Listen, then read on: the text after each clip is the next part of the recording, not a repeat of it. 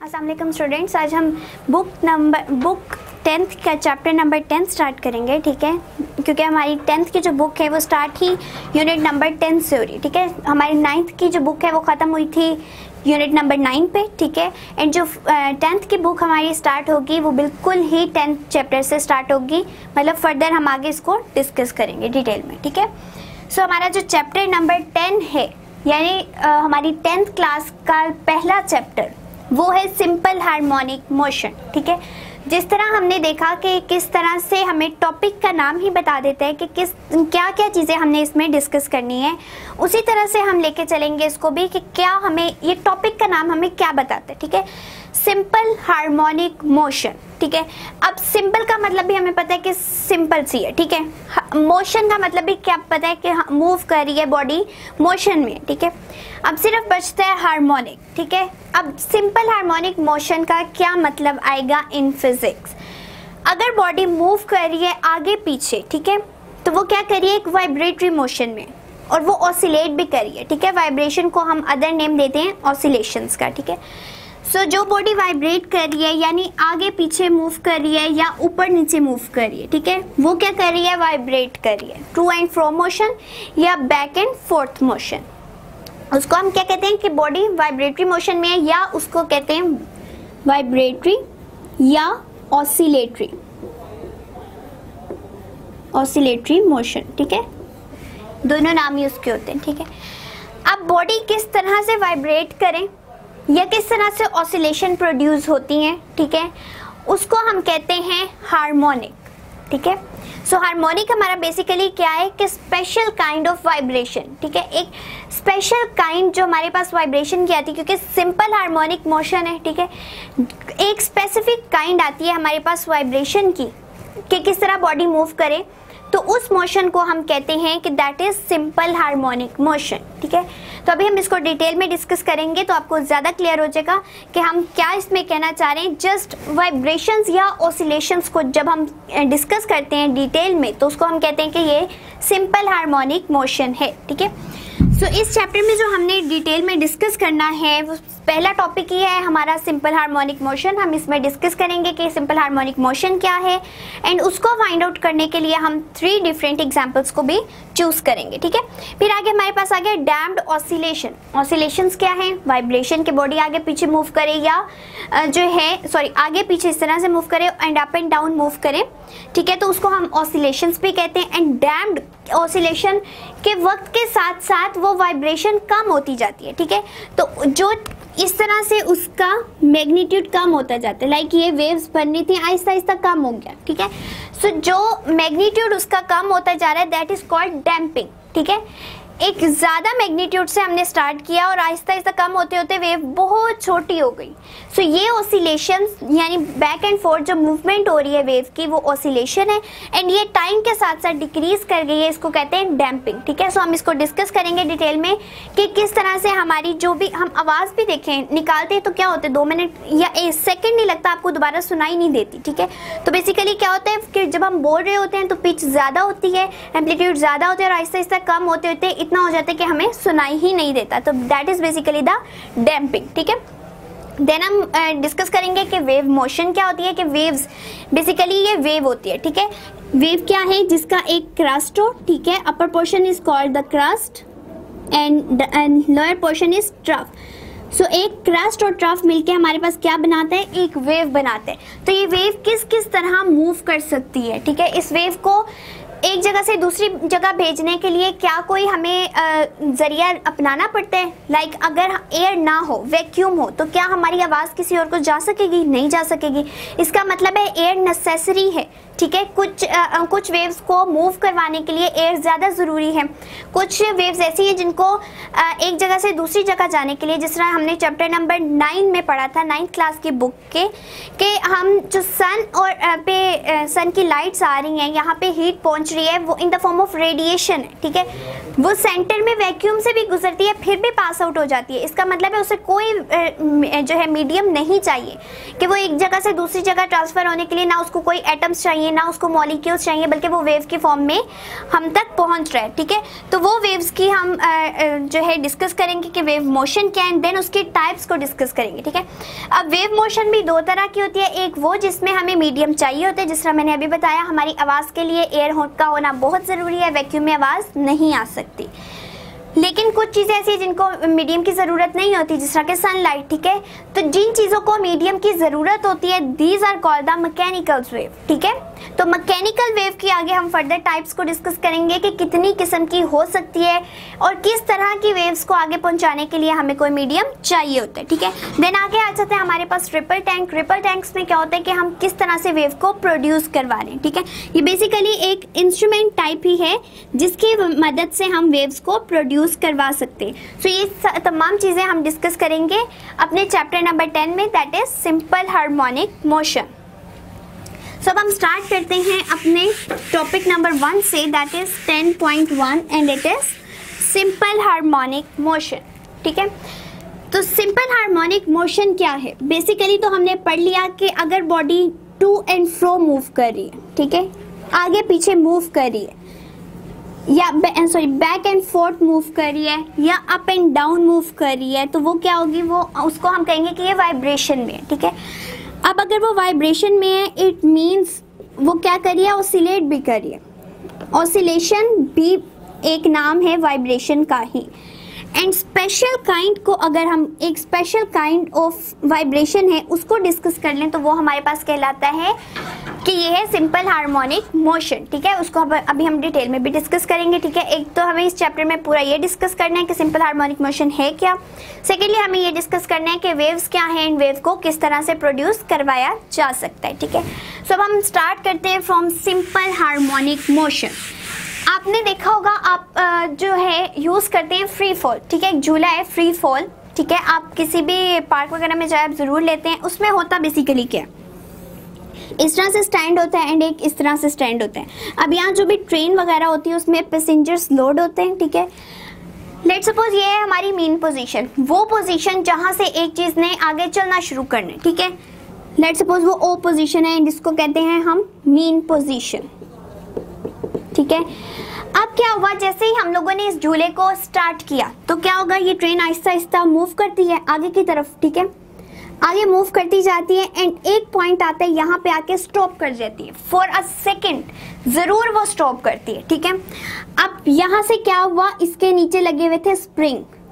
ठीक है, अब इस स्प्रिंग के अंदर हम जो ये इसको ऊपर उठाने में एनर्जी देते कि वो सारी स्टोर होती गई। ठीक है, और एक टाइम आया जहाँ पे जाके वो बिल्कुल रुकी एंड अब वो पीछे की तरफ तेजी से जाएगी। ठीक है, सो ये जो हमारी बैक एंड फोर्थ मोशन है एक फोर्स के स्टोर होने की वजह से, ठीक है, एक फोर्स जो स्टोर हुई एंड उसके स्टोर होने की वजह से बॉडी ने डिस्टेंस या डिस्प्लेसमेंट कवर किया,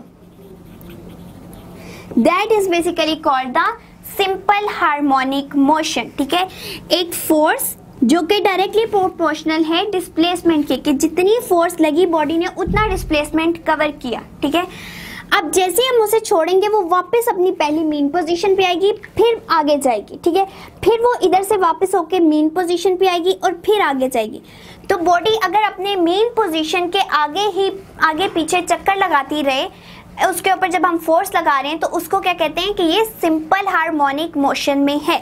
बॉडी सिंपल हार्मोनिक मोशन में कब होती है, जब वो अपनी मेन पोजीशन के गिर्द ही घूमती रहे। ठीक है, सो ये हमारे पास कौन सी स्पेशल काइंड आई, मेन पोजीशन। ठीक है, बॉडी वाइब्रेट तो करती रहती है, हर टाइम करती है इस तरह से। ठीक है, लेकिन वो एक खास पॉइंट के गिर्द, मेन पोजीशन के गिर्द अगर वाइब्रेट करती रहे तो उस मोशन को हम कहते हैं सिंपल हार्मोनिक मोशन। ठीक है, तो अब हम इसके सबसे पहले तो डेफिनेशन यहाँ पे लिख लेते हैं कि सिंपल हार्मोनिक की डेफिनेशन क्या है।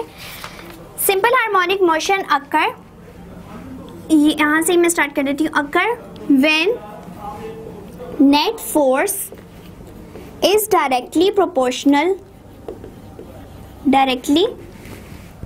proportional to the displacement,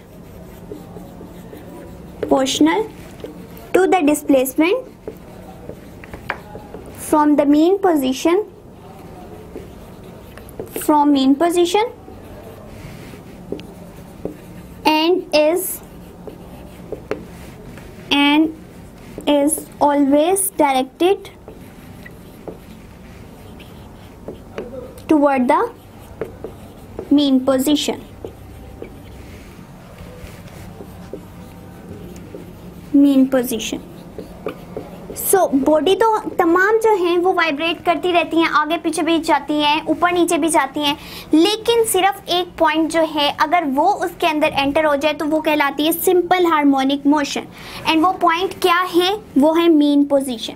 कि बॉडी मीन पोजीशन के आगे पीछे मूव करती रहे तो उसको हम कहते हैं सिंपल हार्मोनिक मोशन। अब बाकी इस डेफिनेशन का क्या मतलब है कि जितनी फोर्स हम लगाएंगे, ठीक है, उस बॉडी को मीन पोजीशन से ऊपर लेके जाने में या कहीं पे भी लेके जाने में जितनी फोर्स लग रही है वो किसके प्रोपोर्शनल है? डिस्प्लेसमेंट के। ठीक है, क्या मतलब हुआ कि जितनी ज़्यादा हम फोर्स लगाते जाएंगे बॉडी उतना ज़्यादा डिस्टेंस कवर करेगी, जितनी हम फोर्स कम लगाएंगे बॉडी उतना कम डिस्टेंस कवर करेगी। सिंपल मीन है इस पूरी डेफिनेशन का। ठीक है, क्या है कि लेट्स सपोज हम लोगों ने कोई कॉइन है, ठीक है, अगर हम कॉइन को जोर से रोटेट करेंगे वो ज़्यादा देर रोटेट करेगा। ठीक है, तो ये तो रोटेशन थी, हम इसमें डिस्प्लेसमेंट की बात नहीं करें। या आप कोई और एग्जांपल ले लें, जो हम खिलौनों में कार देखते हैं, ठीक है, हम उसको थोड़ा सा चार्ज करते हैं और आगे की तरफ मूव करवाते हैं, तो फोर्स लगा के डिस्प्लेसमेंट कवर करवा दिया। ठीक है, आगे की तरफ वो डिस्टेंस कवर करती जाएगी, कुछ ना कुछ डिस्टेंस ज़रूर कवर करेगी। ठीक है, अब वो कितना डिस्टेंस कवर करेगी ये डिपेंड करता है फोर्स पे। ठीक है, जितनी फोर्स हम उस पर लगाएंगे वो उतना ही डिस्टेंस कवर कर सकेगी, उसके अलावा डिस्टेंस कवर नहीं करेगी। अब वो फोर्स जो डिस्टेंस कवर कर रही है वो किस डायरेक्शन में होना चाहिए? सिर्फ मीन पोजीशन की डायरेक्शन में, तब हम उसको कह सकते हैं कि ये एक सिंपल हार्मोनिक मोशन है। ठीक है, अदरवाइज अगर फोर्स भी लग रही है, डिस्प्लेसमेंट भी कवर हो रहा है, सब कुछ हो रहा है, लेकिन मीन पोजीशन के अकॉर्डिंगली नहीं हो रहा कि बॉडी मीन पोजीशन से बार बार गुजरे, तो उसको हम कभी भी सिंपल हार्मोनिक मोशन नहीं कहेंगे। जिस तरह मैंने एग्जांपल दी एक फ्री फॉल की, कि वो हर दफ़ा अपनी मीन पोजीशन से गुजर के फिर आगे पीछे मूव करता है, तो वो एक सिंपल हार्मोनिक मोशन में है। ठीक है, इसी तरह अगर आप देख लें बाकी स्विंग्स को देखें तो वो क्या करते हैं, लाइक पिन जो है हमारे पास वो भी क्या करती है, अपनी मीन पोजीशन, लेट्स सपोज ये पहले यहाँ थी, अब इसको पीछे की तरफ मूव करवाया, आगे की तरफ मूव करवाया, तो इस तरह ये मूव करती रहेगी लेकिन अपनी मीन पोजीशन के इर्द गिर्द। ठीक है, तो जो बॉडीज अपनी मीन पोजीशन के गिर्द मूव करती हैं जब हम फोर्स अप्लाई करते हैं, ठीक है, और वो डिस्टेंस कवर करती हैं, तो उन्हें कहा जाता है कि ये है सिंपल हार्मोनिक मोशंस। ठीक है, सो अब हम डिटेल में डिस्कस करेंगे कि ये सिंपल हार्मोनिक मोशंस हमें किस किस तरह से शो हो सकती हैं। ठीक है, इसके लिए हम अपने पूरे टॉपिक में 3 तरह के मेथड को डिस्कस करेंगे, या 3 जो है एग्जाम्पल्स को डिस्कस करेंगे। पहली है हमारे पास mass attached to spring, attached to spring। ठीक है, पहले हमने क्या करना है कि वो मैस जो स्प्रिंग से अटैच हुआ है, आप घरों में आम रूटीन में भी स्प्रिंग देखते हो किस तरह का बना होता है। ठीक है, इसको कहते हैं स्प्रिंग। ठीक है, वो उसको आप मूव करवा सकते हो, आप बड़ा कर सकते हो, छोटा कर सकते हो, तो वो उसकी प्रॉपर्टी है। ठीक है, तो वो क्या है, उसकी प्रॉपर्टी है कि वो खुला हो सकता है, वो बंद हो सकता है, कंप्रेस हो सकता है या स्ट्रेच हो सकता है। ठीक है, सो उस स्प्रिंग के साथ अगर हमने मैस अटैच कर दिया तो वो किस तरह के मोशन शो करेगा उसको हम डिटेल में डिस्कस करेंगे। सेकंड जो हमारे पास इसकी एग्जांपल है बॉल एंड बाउल सिस्टम। एक बॉल है जिसको हमने बाउल के अंदर रखा है, कोई सा भी बाउल हो सकता है, आइसक्रीम बाउल वगैरह, उसके अंदर हमने इस बॉल की मोशन को डिस्कस करना है कि वो किस तरह से मूव कर सकती है अगर उसको यहाँ से एक एज से छोड़ दिया जाए। ठीक है, तो वो भी क्या करेगी, मीन पोजीशन से आगे पीछे मूव करती रहेगी। इट मीन्स वो भी सिंपल हार्मोनिक मोशन शो कर सकती है, तो उसकी हम एग्जांपल को डिस्कस करेंगे।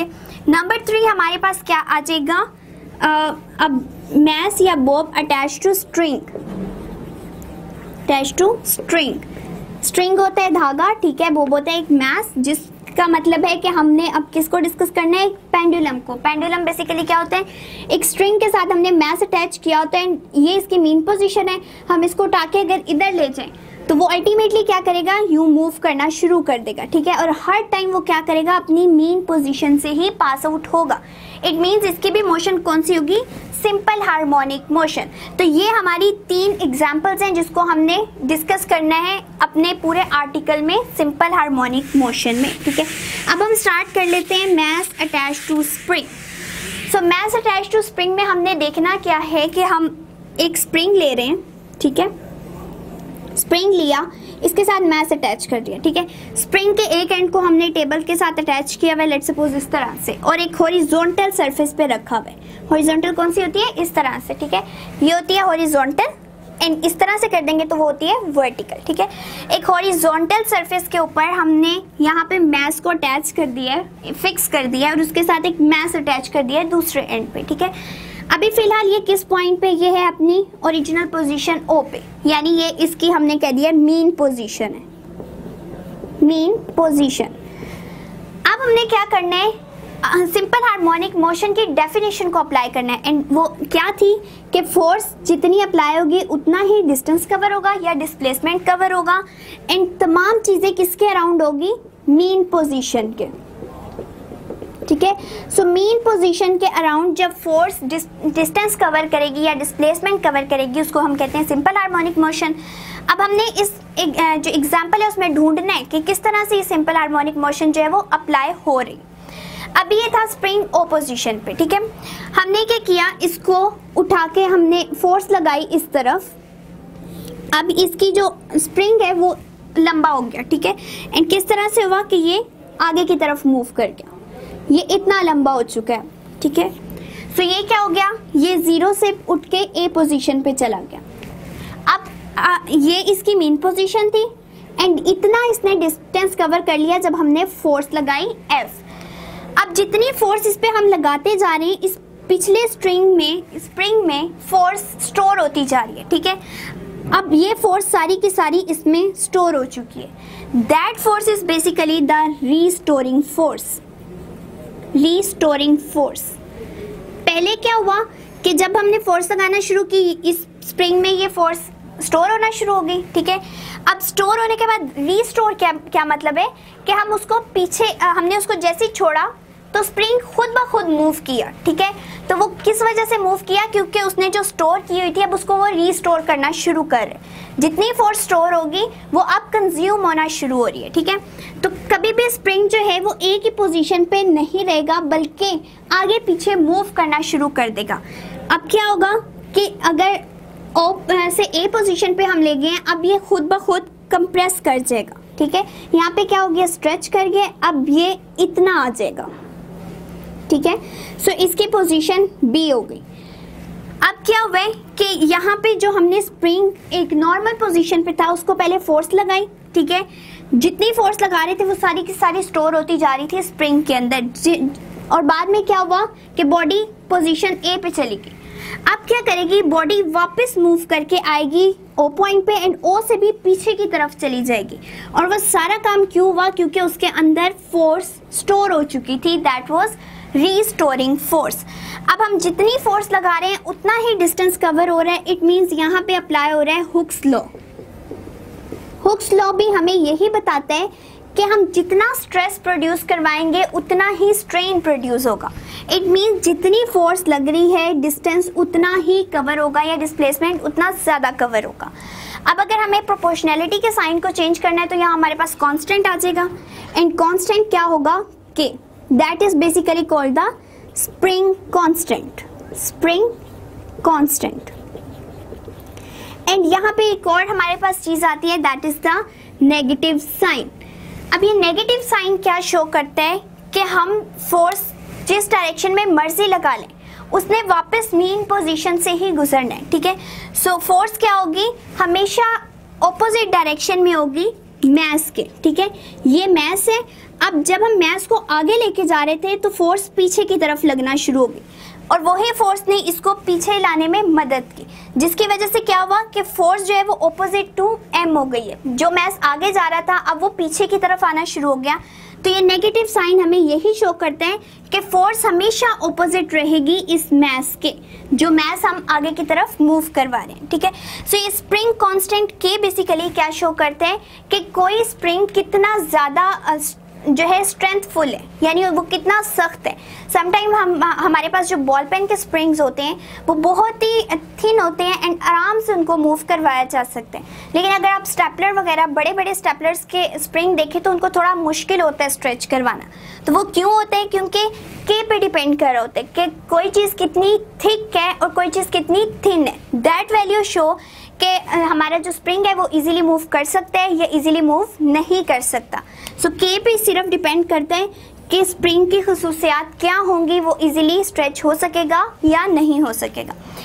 सो अब इस सारे प्रोसेस में हमारे पास क्या शो हो रही है? सिंपल हार्मोनिक मोशन, क्योंकि ओ पोजीशन मीन पोजीशन थी, जब हमने फोर्स लगाई तो बॉडी मूव करके ए पोजीशन पे चली गई। अब वो जब पीछे जा रही है तो अगेन वो ओ पोजीशन से होके पीछे की तरफ जाएगी एंड अभी भी वो रुकेगी नहीं, फिर आगे की तरफ मूव करेगी एंड फिर अगेन अपनी मेन पोजीशन से ही आगे की तरफ जाएगी। सो वो बॉडीज जो अपनी मेन पोजीशन के इर्द गिर्द ही मूव करती रहती हैं उन्हें हम कहते हैं कि ये सिंपल हार्मोनिक मोशन में है, ठीक है। सो यही हमारा पर्पस था कि हम डिस्कस करें कि सिंपल हार्मोनिक मोशन क्या है। अब इसमें और थोड़ी टर्म्स आती हैं जिसमें हमें पता चलता है कि किस तरह से मूव करें। अब ये था हमारा सिंपल स्प्रिंग, ठीक है। स्प्रिंग जो कि जिस पे एम मास अटैच था एंड ये ओ पोजीशन पे था। अब जैसे जैसे इसमें फोर्स लगाते गए तो पीछे सारे स्ट्रिंग में जो फोर्स स्टोर होती गई दैट वाज रिस्टोरिंग फोर्स। अब रिस्टोरिंग फोर्स कब तक आती रहेगी? जब तक बॉडी ए पोजीशन पे नहीं पहुंच जाती, ठीक है, तब तक इसमें स्टोर होती रहेगी, इतना इसमें स्टोरेज हो जाएगी फोर्स की, ठीक है। अब वो फोर्स यहाँ पे आके बिल्कुल मैक्सिमम हो चुकी है। लेट्स सपोज फोर्स की वैल्यू होगी 15 न्यूटन। अब जैसे जैसे उसने पीछे आना शुरू किया इट मीन्स उसने कंज्यूम करना शुरू कर दिया अपनी वैल्यू। तो फोर्स जब मीन पोजीशन की तरफ आ रही होगी तो उसकी वैल्यू डिक्रीज कर जाएगी, ठीक है, क्योंकि वो उसने अब अपनी वैल्यू को कंज्यूम करना शुरू कर दिया और उसी की वजह से बॉडी बैकवर्ड मूव करी। तो जब बॉडी ने पीछे की तरफ मूव करना शुरू कर दिया इट मीन्स उसने एनर्जी को कंज्यूम कर लिया।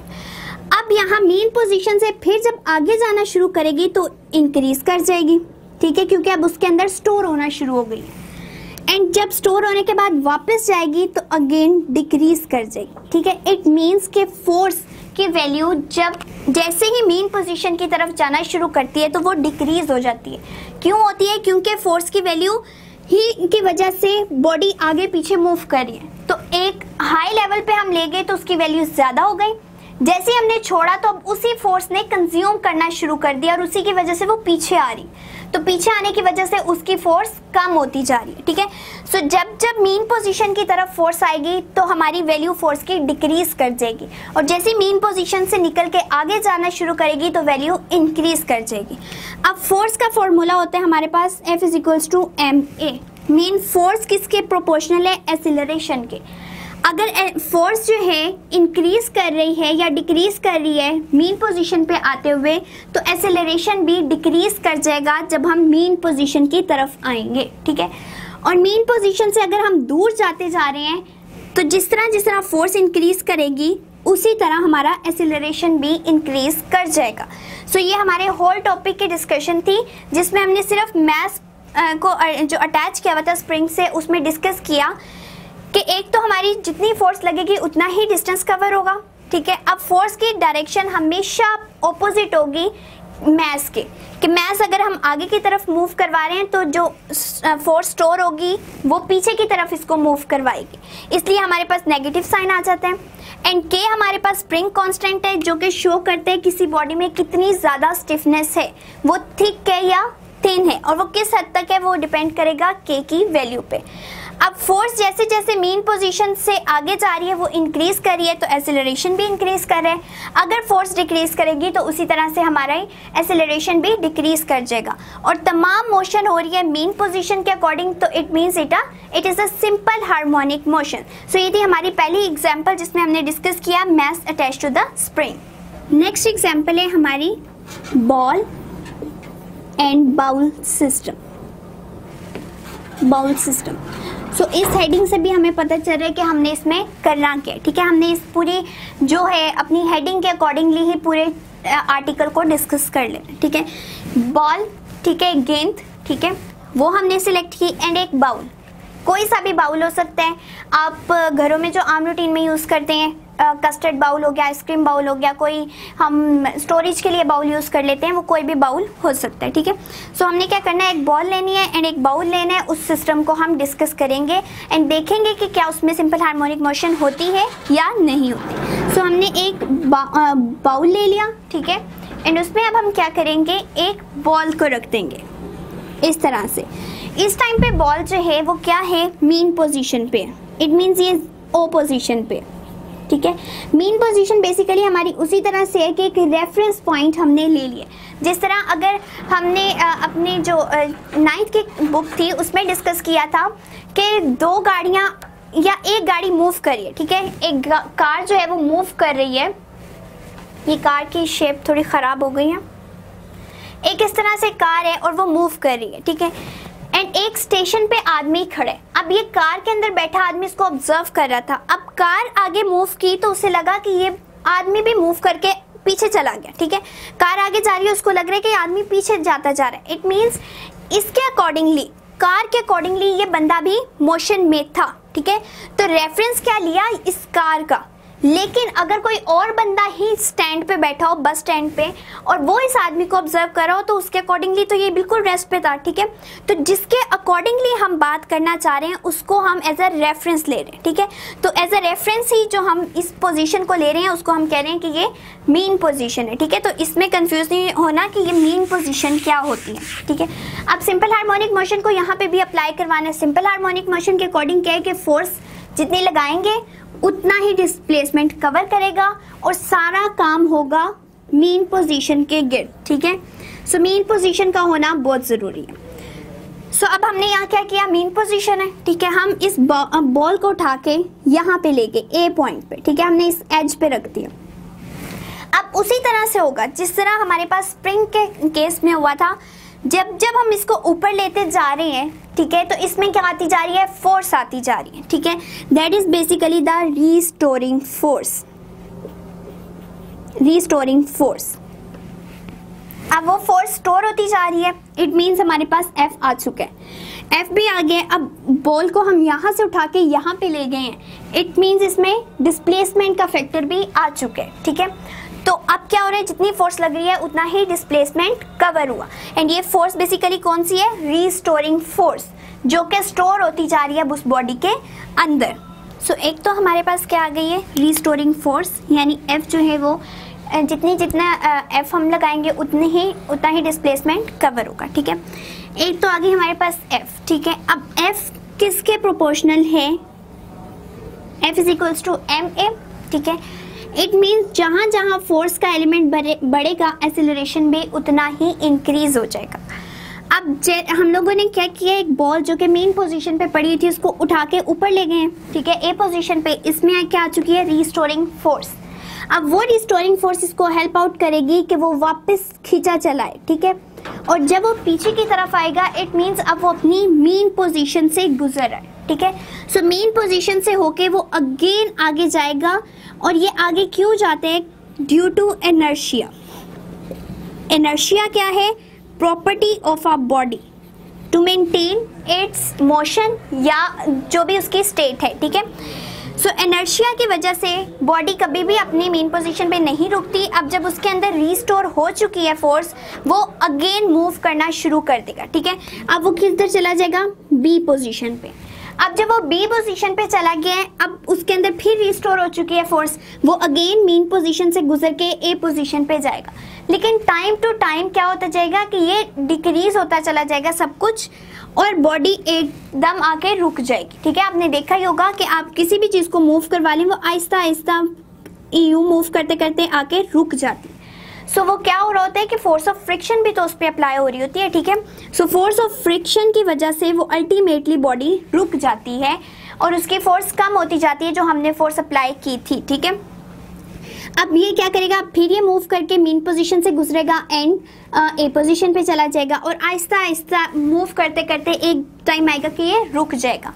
अब ये जो पूरा प्रोसेस हुआ इसमें हमने क्या देखा है कि इसमें हुई सिंपल हार्मोनिक मोशन, क्योंकि बॉडी को हमने दोनों तरफ पे मूव करने के लिए कहा और वो फिर भी अपनी मीन पोजीशन से ही पास आउट की, ठीक है। सो फोर्स लगाया, डिस्प्लेसमेंट कवर हुआ और एट द मीन पोजीशन ही सब कुछ हुआ, तो ये हमारे पास क्या आ जाती है, simple harmonic motion. So simple harmonic motion तो पहली बात है हमने डिस्कस कर ली कि इस एग्जांपल में भी हमें किस तरह से नजर आ रही है, और बेसिक पॉइंट्स जो इस सिंपल हार्मोनिक मोशन के थ्रू हमने इस आर्टिकल में देखे हैं वो क्या है कि एक फोर्स तब इंक्रीज करेगी जब वो मीन पोजीशन से गुजर जाएगी, ठीक है। Increases at peak position, peak position, ठीक है। पीक पोजीशन कौन सी है, पोजीशन ए, क्योंकि देखिए यहाँ से अब हम किसी भी चीज को मूव करवाना शुरू करें आहिस्ता आहिस्ता आहिस्ता आहिस्ता, तो उसकी वैल्यू पहले कम थी, ठीक है। लेट्स सपोज ये 0 पे था, अब 1 हो गई, 2 हो गई, 3 हो गई, 4 हो गई, इट मीन्स 4-5 न्यूटन उसमें फोर्स स्टोर हो चुकी है। सो मेन पोजीशन पे क्या थी, वो बिल्कुल 0 थी, अब मैक्सिमम पे जाके क्या हो चुकी है, एफ जो है वो उसकी भी मैक्सिमम वैल्यू आ चुकी है, फोर्स उतनी इंक्रीज हो चुकी है। अब फोर्स के अकॉर्डिंगली क्या है, एसिलरेशन भी इंक्रीज करेगा, ठीक है। सो एसिलरेशन भी कहाँ पे इंक्रीज करेगा, एट पीक पोजीशन, क्योंकि एसिलरेशन जो है वो फोर्स पे डिपेंड करता है, तो जहां जहां फोर्स इंक्रीज करेगी वहां वहां एसिलरेशन भी इंक्रीज करेगा। एंड दोनों डिक्रीज कहाँ पे करेंगी या कम कहाँ पे होगी, at mean position. At mean position हमारे पास दोनों की वैल्यू हो जाएगी 0, ठीक है, जिसको मैं 0 करके लिख देती हूँ, ठीक है। एट मीन पोजीशन एफ भी 0 हो चुका है, ठीक है, क्योंकि सारी वैल्यू खत्म होगी जब वो पीछे की तरफ मूव किया। लेट्स सपोज यहाँ से जाते 1 2 3 4 5, अब जब पीछे मूव करना शुरू करेगा तो 5 से 4 वैल्यू डिक्रीज, 4 से 3 वैल्यू डिक्रीज, अल्टीमेटली ये कहाँ पे आ गया, 0 पे। इट मीन्स फोर्स की वैल्यू डिक्रीज कर जाती है at mean position and maximum कहाँ होती है, एट पीक पोजीशन, और उसी तरह से एक्सीलरेशन भी चेंज होता जाता है। अब यहाँ पे एक आखिरी बात जो आ जाती है, दैट इज वेलोसिटी, कि वेलोसिटी क्या काम कर रही है अपना, ठीक है। सो वेलोसिटी बेसिकली क्या है, डिस्प्लेसमेंट ओवर टाइम या डिस्टेंस ओवर टाइम, ठीक है। अब देखें कि जैसे जैसे हमारा डिस्टेंस डिक्रीज कर रहा है, ठीक है, विद रिस्पेक्ट टू टाइम, या इसको इस तरह से ले लें कि वेलोसिटी जो है वो अगेंस्ट चलती है एक्सीलरेशन के, ठीक है। अगर एक्सीलरेशन पीक पोजीशन पे हो चुका है 0, पीक पोजीशन पे इंक्रीज हो चुका है, ठीक है, और 0 हो चुका है मीन पोजीशन पे, तो वेलोसिटी मीन पोजीशन पे हाई होगी, ठीक है। So it's value increases eight mean position and ये डिक्रीज कहाँ करेगी, at peak position, peak position, ठीक है। सो पीक पोजीशन पे हमारी वेलोसिटी जो है वो कम है, ठीक है, लेकिन एक्सेलरेशन सबसे ज्यादा है और फोर्स भी सबसे ज्यादा है, जिसकी वजह से वो बैकवर्ड मूव करेगा, ठीक है। एंड बॉडी जैसे ही ओ पोजीशन पे आएगी यानी मीन पोजीशन पे आएगी तो एक्सेलरेशन और फोर्स 0 हो जाएंगे, लेकिन वेलोसिटी सबसे ज्यादा हो जाएगी। सो ये था हमारा सिंपल हार्मोनिक मोशन के थ्रू हमने सेकंड एग्जांपल को भी डिस्कस कर लिया कि किस तरह से हम बॉल के अंदर भी देख सकते हैं कि एक सिंपल हार्मोनिक मोशन प्रेजेंट है।